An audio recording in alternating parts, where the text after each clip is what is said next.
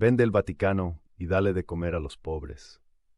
¿Cuántas veces hemos escuchado esa frase, a veces dicha con rabia, a veces con una tristeza genuina?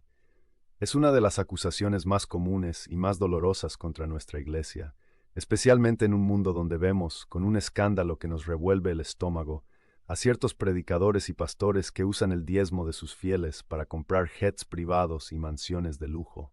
La gente nos mira y nos pregunta, ¿cuál es la diferencia? Hoy vamos a responder a esa pregunta. Vamos a abrir los libros con honestidad. ¿Qué tal? Soy el padre Daniel, y hoy vamos a hablar de un tema espinoso, la supuesta riqueza de la Iglesia Católica.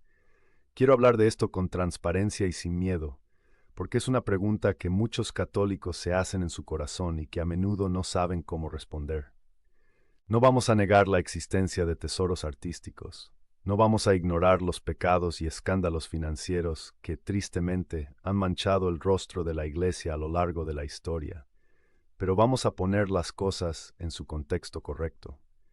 Y vamos a descubrir la diferencia abismal que existe entre la riqueza de un patrimonio histórico custodiado para la humanidad y el enriquecimiento personal de un líder religioso. Y descubriremos también el secreto mejor guardado de la Iglesia, que es, por un margen inmenso, la organización de caridad más grande que jamás haya existido sobre la faz de la tierra. Comencemos por la imagen que todos tienen en mente, el Vaticano, la Basílica de San Pedro, los museos vaticanos, el oro, el mármol, las obras de arte. La gente ve esto y dice, miren cuánta riqueza. Y tienen razón en una cosa, es una riqueza incalculable. La Piedad de Miguel Ángel, la Capilla Sixtina, son tesoros. Pero aquí viene la pregunta clave, ¿son tesoros que se pueden vender? ¿Son la fortuna personal del Papa? La respuesta es no. Y la lógica es muy sencilla. ¿Puede el gobierno de Francia vender el Museo del Louvre para pagar su deuda externa? ¿Puede Egipto vender las pirámides? No, porque no son propiedades privadas. Son el patrimonio de la humanidad. Su valor no es financiero, es cultural, histórico y en nuestro caso espiritual. La Iglesia Católica tiene el privilegio y la enorme responsabilidad de ser la custodia de 2000 años de historia de la fe cristiana, manifestada en el arte. Esas obras no fueron compradas como una inversión. Fueron creadas para la gloria de Dios, para elevar el alma, para evangelizar a través de la belleza. Vender la piedad de Miguel Ángel no sería un acto de caridad, sería un acto de barbarie cultural. Sería robarle a las futuras generaciones, a creyentes y no creyentes, la posibilidad de contemplar una de las expresiones más sublimes del amor y el dolor humano. El Papa no es el dueño de la Capilla Sixtina, es su guardián. Y los ingresos que generan los museos vaticanos, por ejemplo, no van a una cuenta privada del Papa, sino que se usan para mantener ese mismo patrimonio, para financiar las misiones diplomáticas de la Santa Sede que buscan la paz en el mundo, y para sostener la curia romana que ayuda al Papa a gobernar la Iglesia universal. Ahora, la segunda pregunta. ¿De dónde viene el dinero de la Iglesia y a dónde va? La gente a menudo imagina una especie de Vaticano S.A., una multinacional con una cuenta bancaria centralizada, pero la realidad es radicalmente diferente. La Iglesia Católica no es una monarquía financiera, es una confederación de diócesis. Cada una de las casi 3000 diócesis del mundo es una entidad financiera independiente, y cada parroquia dentro de esa diócesis es a su vez una entidad independiente. El dinero que tú y yo ponemos en la canasta de la colecta el domingo se queda en nuestra parroquia. Con ese dinero se paga la luz, el agua, el modesto salario del sacerdote, el mantenimiento del templo y, sobre todo, las obras de caridad de la parroquia, el banco de alimentos, la ayuda a los necesitados de la comunidad. Una pequeña porción de ese dinero va a la diócesis. ¿Para qué? Para sostener las obras que una sola parroquia no podría, los seminarios, las escuelas católicas, los hospitales diocesanos.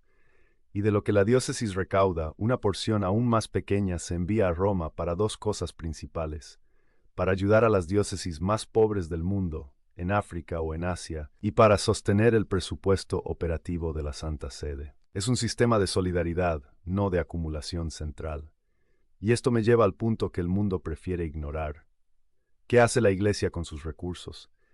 Se convierte en la red de caridad más extensa, más eficiente y más antigua del planeta. Las cifras son abrumadoras. La Iglesia Católica opera aproximadamente el 26% de las instalaciones de salud del mundo. Hablamos de más de 5.000 hospitales, 18.000 clínicas y 16.000 hogares para ancianos y personas con necesidades especiales, la mayoría de ellos en las zonas más pobres y remotas del planeta. La Iglesia gestiona más de 150.000 escuelas primarias y secundarias y más de 1.000 universidades, educando a decenas de millones de niños y jóvenes. Organizaciones como Caritas Internationalis es la primera en llegar a las catástrofes y la última en irse. Y todo esto sin contar el trabajo silencioso e incalculable de cientos de miles de religiosos y religiosas que, como las misioneras de la caridad de Santa Teresa de Calcuta, han hecho un voto de pobreza y dedican su vida entera a servir a los más pobres entre los pobres. Esta es la verdadera riqueza de la Iglesia. Su riqueza no está en los museos, está en las almas que sirve y en los cuerpos que cuida. Y es aquí donde debemos hablar con claridad, pero también con justicia, sobre la segunda parte de la pregunta, el escándalo de los pastores que se enriquecen con el diezmo. Primero, seamos muy claros, no todos los pastores protestantes son así. Sería una calumnia terrible y una mentira decir eso. Existen miles y miles de pastores, ministros y predicadores protestantes sinceros, que aman a Jesús, que viven vidas humildes y que sirven a sus congregaciones con una dedicación admirable. Son nuestros hermanos en Cristo a través del bautismo, y debemos respetarlos y amarlos. Pero, dicho esto, tenemos que ser honestos sobre un fenómeno peligroso que el propio Jesús nos advirtió. En el Sermón de la Montaña, en Mateo 7, Jesús nos dice: Cuídense de los falsos profetas, que vienen a ustedes con vestidos de ovejas, pero por dentro son lobos rapaces, lobos con piel de oveja. ¿Y cuál es una de las características de un lobo? Su voracidad, su deseo de devorar al rebaño para su propio beneficio. El Evangelio de la Prosperidad es la teología perfecta para este tipo de lobo. Es una enseñanza herética que pervierte el Evangelio de la cruz y lo convierte en un manual para el enriquecimiento personal. Le dice a la gente, a menudo a los más pobres y desesperados, que Dios quiere que sean ricos, y que la forma de activar esa riqueza es sembrar una semilla de fe, es decir, dar dinero, a menudo cantidades específicas y grandes, al ministerio del predicador. Es una teología cruel. Le pone un precio a la bendición de Dios, y peor aún, culpa a la víctima. Si no te enriqueces, no es porque la teología sea falsa, es porque tu fe es demasiado débil. Es una manipulación espiritual de la peor clase.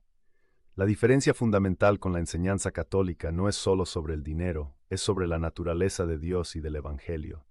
La Iglesia Católica enseña la importancia de sostener la misión de la Iglesia con generosidad. Pero el fin de esa donación no es el enriquecimiento del sacerdote, sino la gloria de Dios y el servicio a los pobres. Y la diferencia clave está en el concepto de mayordomía versus propiedad. El Papa, un obispo o un párroco no son los dueños de los bienes de la Iglesia. Son sus mayordomos, sus administradores, y un día tendrán que rendirle cuentas a Dios de cómo administraron esos bienes.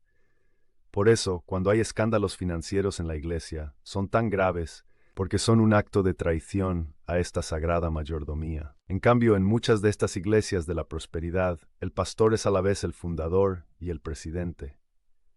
No hay una estructura de rendición de cuentas.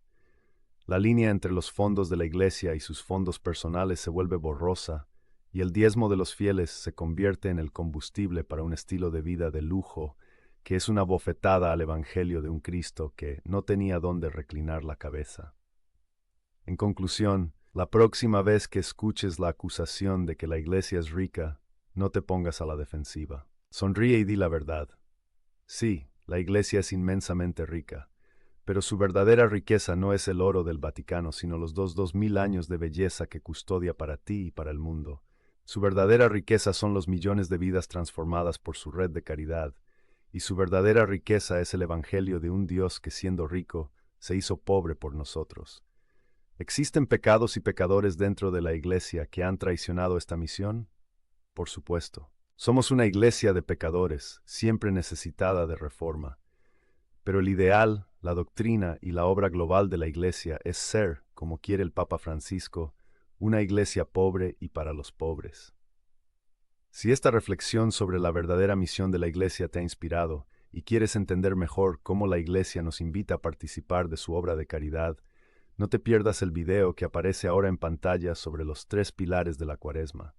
la oración, el ayuno y la limosna.